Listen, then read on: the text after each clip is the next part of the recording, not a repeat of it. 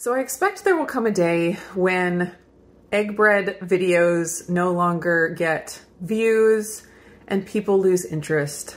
But apparently this is not that day. And as long as you guys are enjoying these egg bread videos, I will continue to make them. So here we are in the kitchen again, ready to make another egg white bread recipe. I have been experimenting more with the yeast proofing technique from Keto Upgrade. I've shared a few different experiments there, and my next level butter bread that was a total shock that worked out really, really well. I shared that in a video recently. So I have started to experiment now with my next level butter buns, the ones with the frozen grated butter.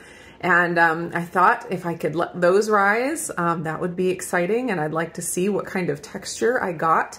It is a little bit more tricky because the batter can flatten out while it's proofing. So I experimented a little bit with a couple of different pans, and what I'm going to try to do today is just a 9x13" cake pan, aluminum cake pan, and I'm going to do like pull apart rolls. I did one test batch in a 8x8 pan that made 9 pull apart rolls. I felt like they were a little big, so I was going to try to spread them out a little bit more into the 9x13, I think to get 12 rolls in there, and see how that turns out.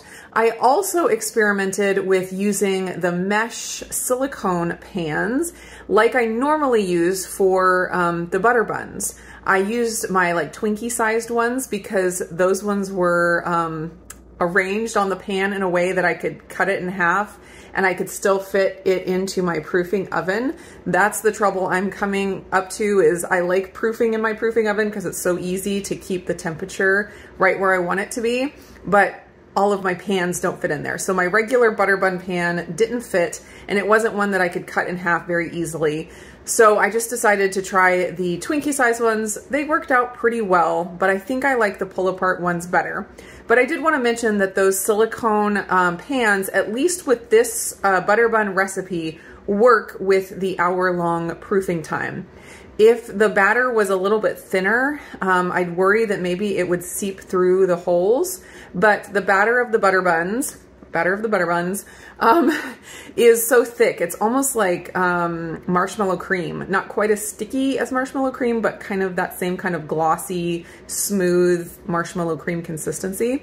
So it actually worked just fine in the mesh pans, and it didn't make too much of a mess to have to clean up later. So that was great. I also tried my round silicone red pan that has like a solid silicone bottom, and that worked pretty well, except that the buns overcooked. So if I were to use that pan again, silicone conducts heat really efficiently, and so it can cook things and brown things faster. So if I were to use that pan again, I would reduce the temperature maybe to 300 degrees rather than 325, and then start checking it earlier just to keep it from overcooking. So there are several options that you can do with you know, what pans and what shape you want to cook the buns in. The pull apart buns are going to take longer to cook because they are all in the pan together. If you're wanting to cook them in pans individually, then the cook time is just going to be a little bit less. So let's go ahead and get started, and we will just see how these turn out.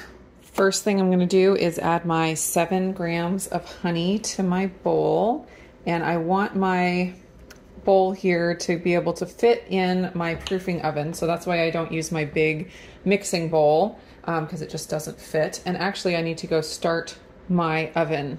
Let me show you that. So I found out that my proof setting only goes to 100, and I want to set it to 103 because Alicia says between 100 and 105 is the best temperature. So I found that the dehydrate setting actually worked better because it can go up above 100. I just have it set on an hour and 20 minutes because it'll take me a while to get the batter ready and in the pan. So I'm just going to hit start and let that preheat. Next, I'm going to add my warm water. For this recipe, I use 236 grams. I'm going to whisk this up, and then I'm going to check the temperature because I think it's still just a little too hot. You want the water to be between 100 and 110 degrees. Yeah, it's 119, so I'll just let it sit here for a minute until it cools down. All right, good enough. Almost 110 there. Now I'm gonna add in my 9 grams of yeast. I'm just gonna sprinkle that over the top, and then I'm gonna set my bowl in my proofing oven while I get everything else ready.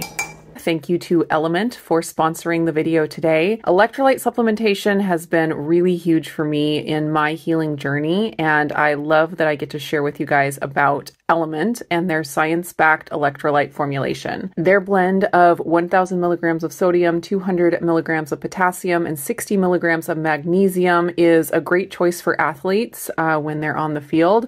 My 3 little soccer players just finished their soccer season, and they made great use of the Element packets throughout their whole season at practices and the games. But even if you're not an athlete, keeping track of your electrolytes is really, really important and can help you feel your best. And if you're just transitioning to a keto diet, it is really important to get your electrolytes in and replenish, especially your sodium. Right now, Element is offering my viewers a free sample pack with any order. That's 8 single serving packs, 1 of each flavor, and you get that free with any Element order. This is a great way if you want to just try out all the different flavors, or if you want to give Element to a friend.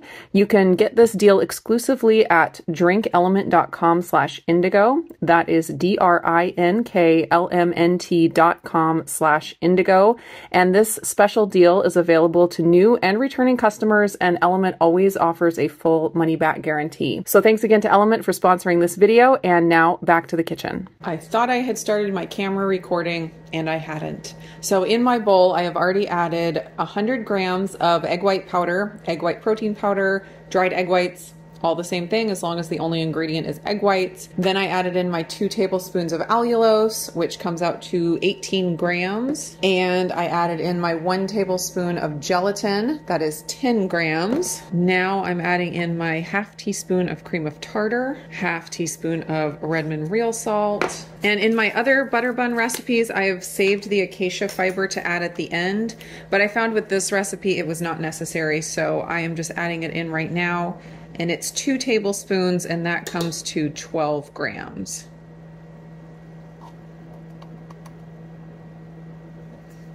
And the 2 tablespoons of arrowroot I'm going to add in with the yeast and water mixture that I'm going to pull out from the oven right now.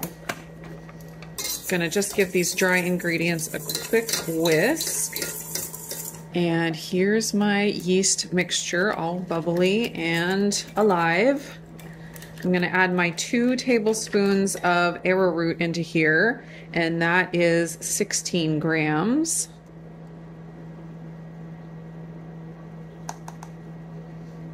And just give that a whisk. Now I'm just going to combine the wet and the dry ingredients and just give that a little whisk to moisten everything before I head over to the KitchenAid. I am going to start my mixer out on low, slowly increase the speed to high, and then I will whip for anywhere from 5 to usually about 10 minutes. The mixture, like I mentioned, will be kind of like marshmallow fluff. It's not quite the same as the shaving cream texture when you make the bread with the acacia fiber in there and the extra gelatin. It has a little bit different of a texture that I can kind of describe as marshmallow fluff, but not quite as sticky.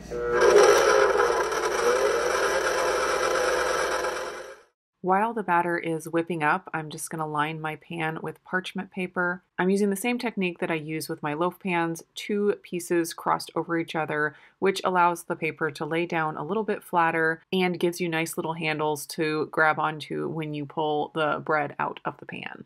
I'm also going to get my ice cream scoop coated in coconut oil. I find this is very helpful to get the batter out of the scoop easily. I like to coat the scoop in coconut oil and then stick it into the fridge until I'm ready to use it, just so the coconut oil doesn't melt. All right, it's been going for probably 6 to 7 minutes, and that's kind of the marshmallow fluff texture I was describing. Now I'm going to add in my frozen grated butter that I always keep a container of in my freezer now. I'm doing 4 ounces, which is 1 regular size stick, at least here in the US, and it's also about 120 grams.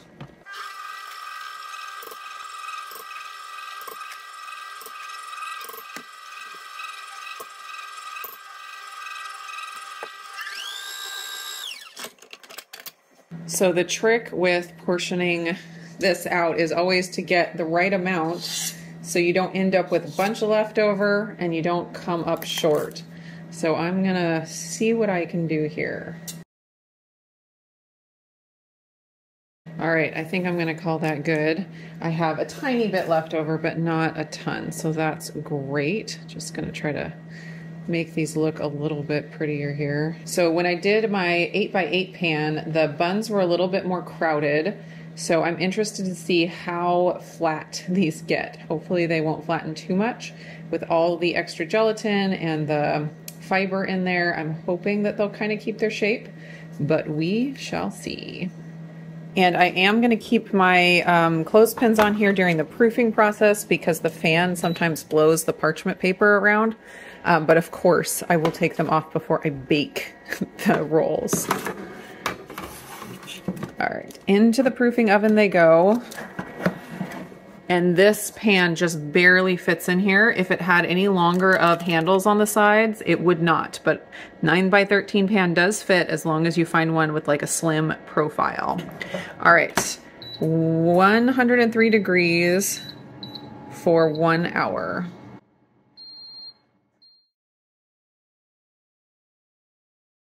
One hour proofing time is up, and look at how beautiful these still look. And I did see on the time lapse that they rose a little bit. Oh. All right, I'm gonna throw these in the oven. I started it preheating about 10 or 15 minutes ago to 325 degrees.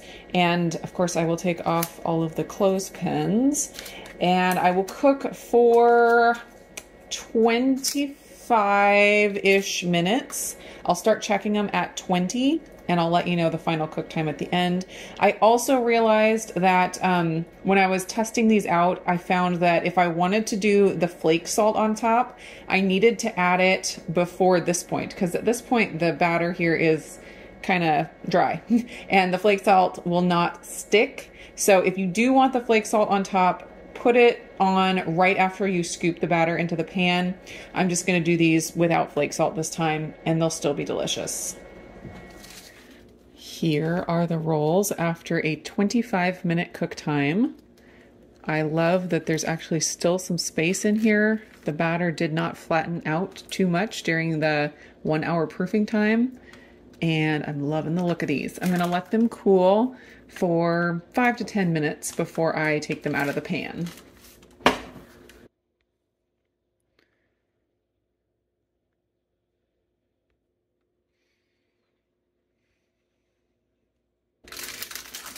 Just lift these out here, and we'll see what the inside texture looks like. These buns are always the best when they're warm, fresh out of the oven. Ooh, look at the bottom. That looks amazing. I love how the rolls kept their individualness. They didn't all merge as one. That is wonderful. Okay, I'm gonna pull some of these apart. It's gonna be super satisfying. Ooh, look at that inside texture. All the nice bubbles from the shredded butter. Oh man, those look amazing.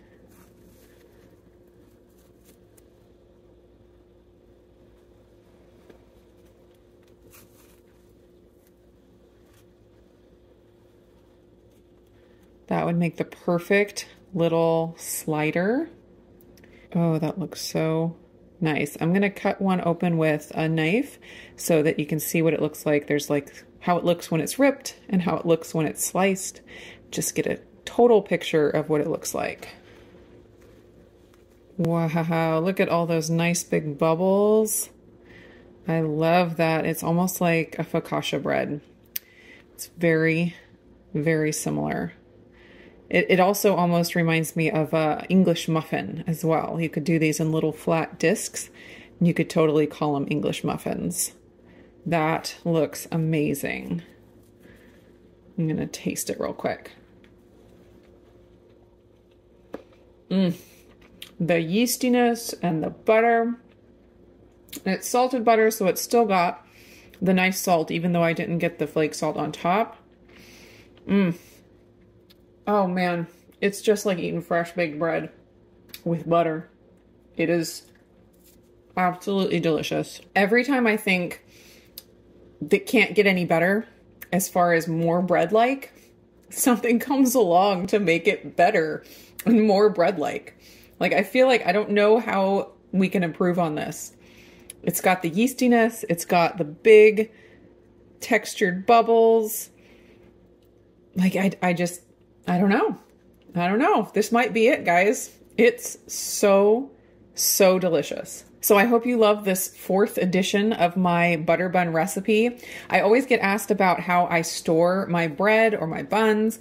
And what I usually do, what I've said before, is that I store them in an airtight container or bag on the counter for a few days, and maybe like 2 days. And then after that, I transfer them to the fridge. What I have found since I've been experimenting with letting them rise with the yeast is that they go bad faster. So what I've been doing is I've just been putting them straight into the fridge after they're completely cooled when I package them up. I don't leave them on the counter for any length of time. Because of the yeast in there, I guess, it just goes bad faster. So that is my one tip on storage. I have found that this recipe, it has a little bit less liquid in it. I found that when I added the butter, I could put a little less water in to get the right consistency. And with that less water, I've found that I don't get sticky tops on this recipe. It could vary based on your location and your humidity levels, but for me, I have found that sticky tops are not an issue with this recipe. If you do get sticky tops, what you can do is right before you have a leftover bun, just throw it in the air fryer at about 350 to 375 for 1 minute, sometimes even less than 1 minute. You kind of have to figure out what works with your specific air fryer, but that will refresh the bun and it'll come out almost like fresh out of the oven again. So good. So that's it from my kitchen today. I hope you guys are doing great, and I'll see you again in another video.